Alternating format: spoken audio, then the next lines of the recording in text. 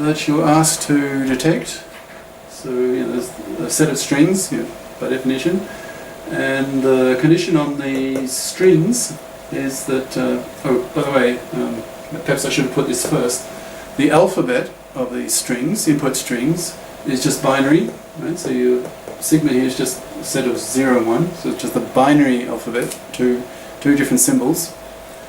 Okay, and the condition is that this string, input string, which is a binary string, of course, because of this, that string contains a 1 in its third last symbol is a 1, right? So the third like input string you read from left to right, well, the third last one has to be a 1. Okay, so for example here, so remember you read from left to right, so this one here is in the third last position, and it has to be a 1.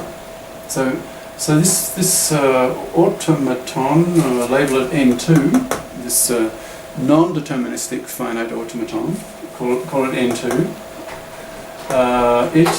It will recognize, it will detect, it will accept this string, okay? But it will not accept that string. It will reject that string. Why? Well, because the third last symbol here is a 0. It's not a 1. Okay. So this automaton then, this NFA, will reject that one and accept that one. Right. So now here, you're given this. You're not asked to design it. You're analyzing it, which is sort of easier. And here's your state machine. Now it's now how do you know? I mean, if you just looked at this, imagine you had this in an exam question or something, and it's a quick, almost true or false, and the question is this state, well, this finite automaton, is it deterministic or non-deterministic? Well, you would say that it's non-deterministic. Why? Well, here, okay. So you're in a given state, and you have two copies, like two transitions with the same label, and that label here is 1. Okay, so you're in state Q1. You have two choices. You can go to Q2, and there's no eta here, so you don't have to worry about Q3 or anything. So either you go to Q2 or you go back to Q1. Okay, therefore it's not deterministic. Right? Because you have two choices from state Q1. Therefore, this automaton is a non-deterministic finite. It's obviously finite, right? 4 states. It's an NFA. Right? All right. So let's analyze it. So you've got these here. And you keep branching. Now I haven't drawn out the tree, if you like, but you can you can go that way or you can go this way, branch back to itself, or you can branch to the right, and you can keep doing it, right? What comes in. So depending independently of what comes in. So. You can just keep looping, or you can at each step you can branch to the right, or let me spell that out a bit. So you could just branch to the right, or you loop. Another possibility is that you loop then branch to the right. Another possibility is you loop twice, then you branch to the right. Another one is you loop 3 times, then you branch to the right.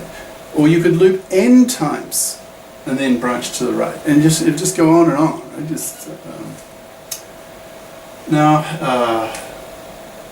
Now say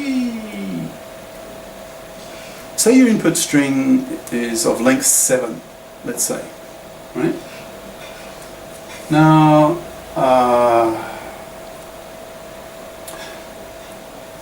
And let's say this string of length 7 does have a 1 in the third position. Okay? So if you loop now, how many times? Would it be 4 times?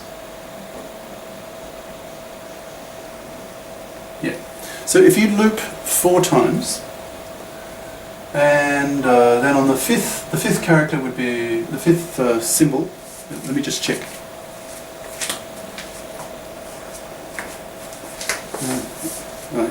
Maybe you ran out of memory on the camera. Okay, so you loop 4 times, let's say, and then on the 5th symbol it's a 1.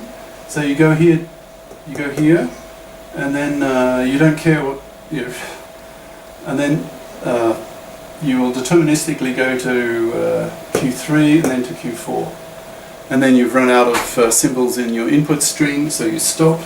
You're in an accept state, so you will accept. Okay. Now, because of this looping here, you can loop through as many times as you like, and so long as there is a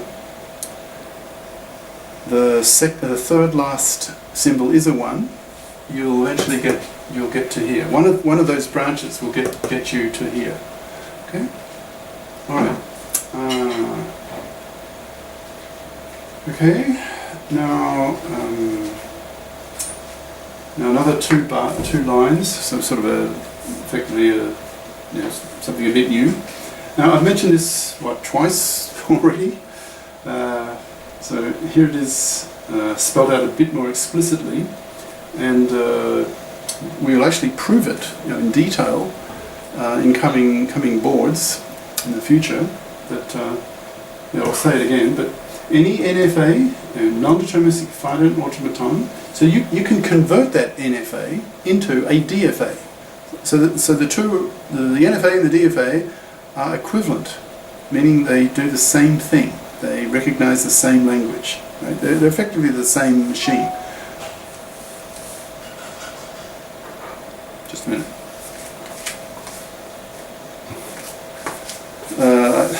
My camera pings with the same sound as my computer, which is annoying. It's confusing. So when I hear a ping, I panic because that may mean my memory's run out.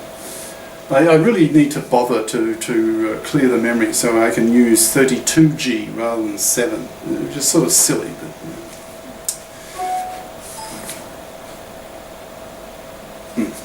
All right. Okay, so what the hell? That's my computer. I'm processing earlier stuff. It's pinging saying it's finished. Alright, so an NFA and a DFA, you can find a DFA for any NFA that is equivalent, right? Now often that DFA, the equivalent DFA, it'll have many more states. Now in the next session I'll give you an actual concrete example of